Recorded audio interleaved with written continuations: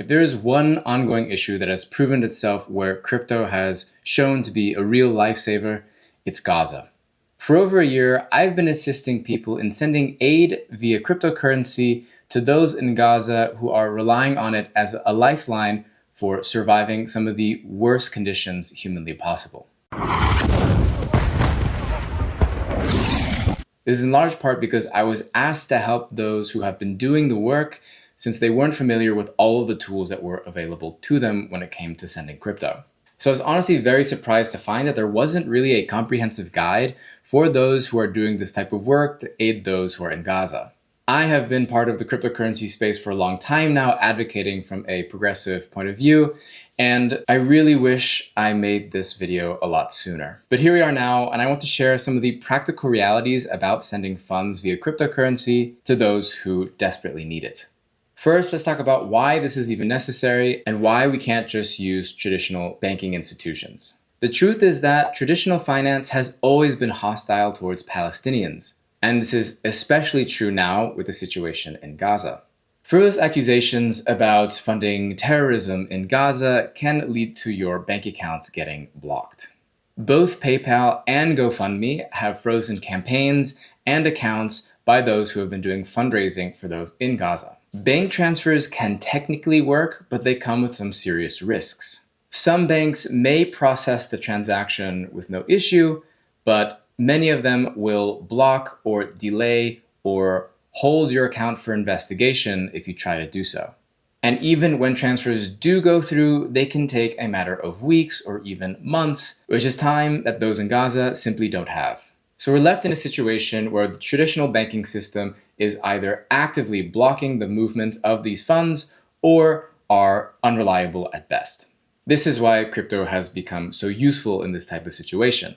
Not because it's ideal or because it's perfect, but because it offers higher guarantees that those in Gaza will actually receive the funds. Before I get into this, let me explain why crypto is particularly useful for this situation. The first is instant transfer. Whenever you send crypto, it arrives in minutes, if not seconds, and the person on the other end has it in their crypto wallet. The second is censorship resistance. With some caveats, no central authority can actually freeze or block the movement of crypto transactions. Once a transaction is confirmed on the blockchain, it's done. No one can actually reverse that transaction. Third is accessibility. Despite everything happening in Gaza, people only need a phone and internet connection in order to be able to use cryptocurrency. You don't need a functioning relationship with any sort of banking institution. I know from those on the ground that some people do have access to cards in order to make payments directly from their accounts from the Bank of Palestine. However, not everyone has these accounts, and many people who did have these accounts before have lost access to their bank account. So these aren't abstract benefits. These are real practical reasons as to why crypto is one of the most reliable ways to get funds into the hands of those directly in Gaza. But it comes with responsibilities, and so I will talk about this throughout the video. And so here are some of the prerequisites and expectations for pursuing using cryptocurrency as a way to send aid. The first is that the person in Gaza needs to have a crypto wallet. This is a non-negotiable. I recommend that the wallet needs to be able to accept tokens on the Ethereum blockchain network. Most commonly, people will have a Binance account, which is access to many different types of cryptocurrencies, but that is not the only choice. Binance is a centralized service, so there are some risks with using Binance, but it is also one of the more user-friendly ones, especially for those who don't know much about how to use cryptocurrency. The second is that they must go to an OTC or over-the-counter desk in order to send crypto to the person at the desk and to receive cash out. In Gaza, there is this infrastructure of over-the-counter desks that people can go to where people can make this exchange. My recommendation is to focus on USDC or USDT on Ethereum, since those are tokens that are commonly accepted by the desks. They also accept USDT on Tron, but there are more limited options in sending tokens on that network, which is why I recommend Ethereum. The third is that there are always going to be fees. No matter which method you choose, some amount of money is going to go to pay the person at the desk. This is effectively unavoidable unless you have connections with someone who is willing to do it for free. And so the reason that this is important to know is because those at the desk are making money off of this, of course. And the main way in order to buy things in the market is through cash. I want to emphasize this simply because it's important to set realistic expectations. Every single method that I describe is going to go through a similar pathway. First, the fundraising group is going to receive funds and turn that into crypto in some way. The second is that they're going to send that crypto to the wallet address of the one that they're supporting in Gaza.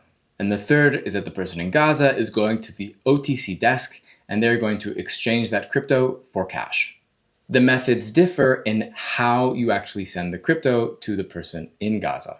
So the first method that we used when we were first starting off is a platform called SimpleSwap. There are plenty of other platforms that do basically the same thing, but essentially you go to the platform, you take your debit card and you buy cryptocurrency directly with your card, and then you set the crypto address that you want to send it to, probably the person that's in Gaza, and then there you go. It's a fairly straightforward process, especially if you're maybe trying to do a one-time donation to someone in Gaza. The main advantage here is simplicity. You don't need to own any crypto yourself. You don't need to own a crypto wallet or anything like that. But you may have to do some KYC or know your customer process, which means showing your identity to the platform in order to do this in the first place. The second method that I found to be useful for people is to use Revolut. Revolut is a neobanking app that allows users to be able to buy crypto directly within the app. And so here the process is also quite simple. You simply buy crypto within the Revolut app, and then you send it off to the crypto address of the person you're trying to send it to in Gaza. An important thing to note here is that Revolut is going to ask for information about the person that you are sending crypto to. However, I haven't tried this with very large amounts of crypto quite yet. So it is possible that maybe they will put more scrutiny on larger transfers. So just be sure to keep that in mind. The advantage of Revolut is that if you're sending money or crypto quite regularly, that you can easily just do it all in one application. It's also an already existing legitimate banking solution for those who may use it for their everyday purchases. So in this way, you don't require another sign up if you already have an account with Revolut. The disadvantage maybe is that you do have a record within Revolut that you sent a crypto transfer to a specific address, although Revolut is very likely to not know who that actually is. And so the third option is one of the newer ones, and this is called ZK-P2P, which stands for Zero Knowledge Peer-to-Peer. The main advantage with ZK-P2P is that you can onboard onto crypto without needing to do any Know Your Customer or KYC process. You don't have to verify your identity or verify any documents with a new platform. You just need to have an account on some of the most popular neobanking apps like Wise, like Revolut, like PayPal, Zelle, Cash App, Venmo. There's a bunch of options there depending on the country that you're coming from and the currency you're trying to use. What's nice is that you can sign into the service without having your own crypto wallet in the first place. All you have to do is sign in with some other account, maybe Google authentication or something like that, and it will automatically create a wallet for you inside of the application. Next, you just want to choose the platform that you're going to send it through, the currency that you're going to purchase in, and then you'll want to choose the network and cryptocurrency that you're going to send to the person in Gaza. My recommendation is USDC or USDT on Ethereum. To input the address that you want to send it to, this would ideally be the person who's in Gaza you want to send to. However, if you don't put anything, it'll simply send it to the wallet that you have in the application. So no problem with that. After that, you simply just send it from the application. And so when you confirm your order, what you're going to get is likely a QR code to send some money on the same application that you chose to someone that is random. It's going to be someone you don't know. Then you may need to download their browser plugin called PureAuth in order to verify that you have already sent the money and the exact amount of money that's important to the person that they designate. And then once that's proven, then your cryptocurrency will be sent. I could spend a long time about how this technology works, but basically it uses cryptography to prove that you have made some sort of transaction in a verifiable way without needing to use their API. This method is particularly useful for those who may be more privacy conscious, because on your neobanking app, the only thing they're going to see is that you made a transfer in the currency that you chose to a random person, which doesn't have anything to do with cryptocurrency. The downside is that it's a little bit more technically complex, but it does work. The user experience might not be as smooth at first, but it does work quite well.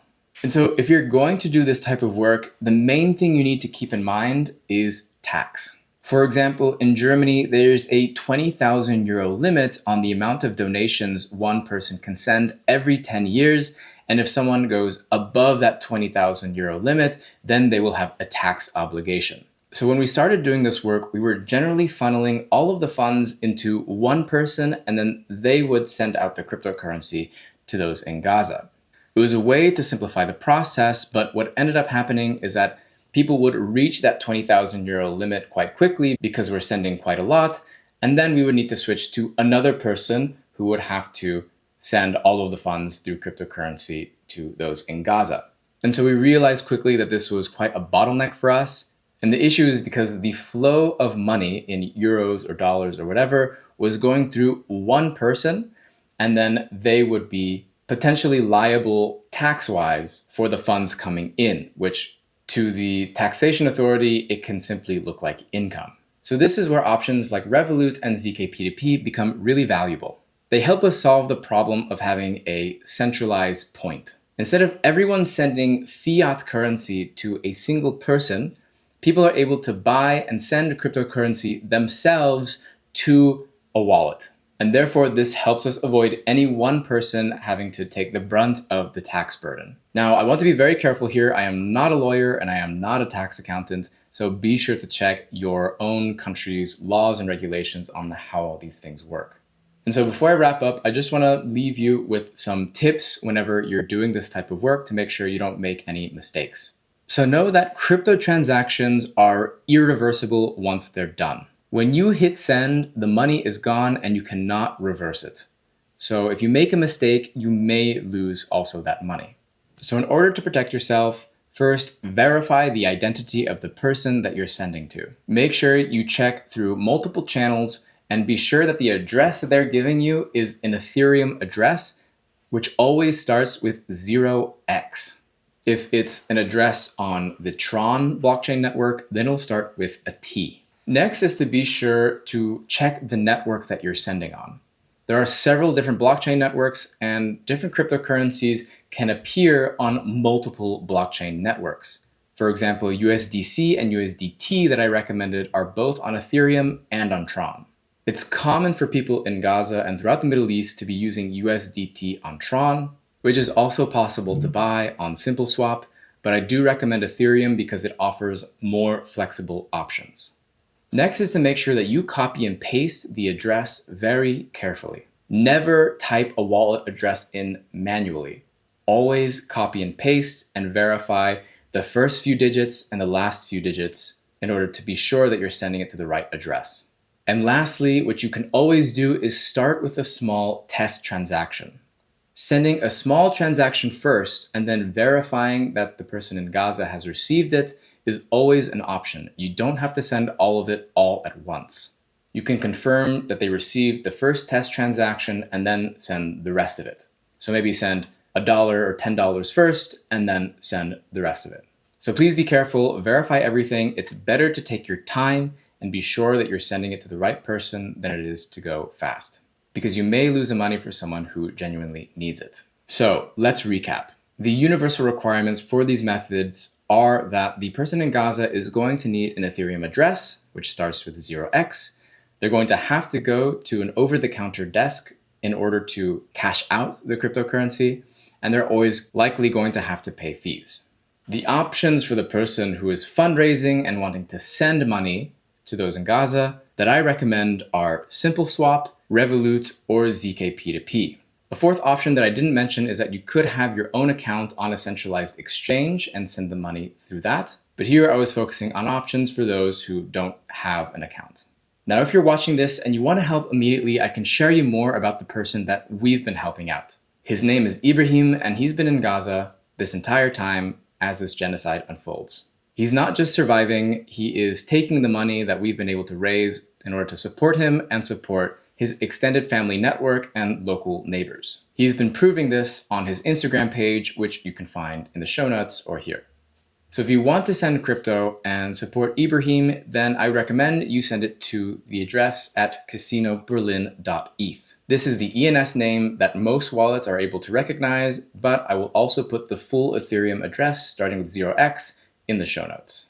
That address is our collective wallet and is the one we use to manage some of the funds for Ibrahim. We will make sure it gets to him and the people who need it. This is a verified and trusted channel, and we've been using it for months now. And if you want to support me in making content like this to help others, then please consider donating to my Patreon. I hope this guide helps, and I hope this makes it a bit easier for those doing the fundraising and for those in Gaza right now. Thanks for watching.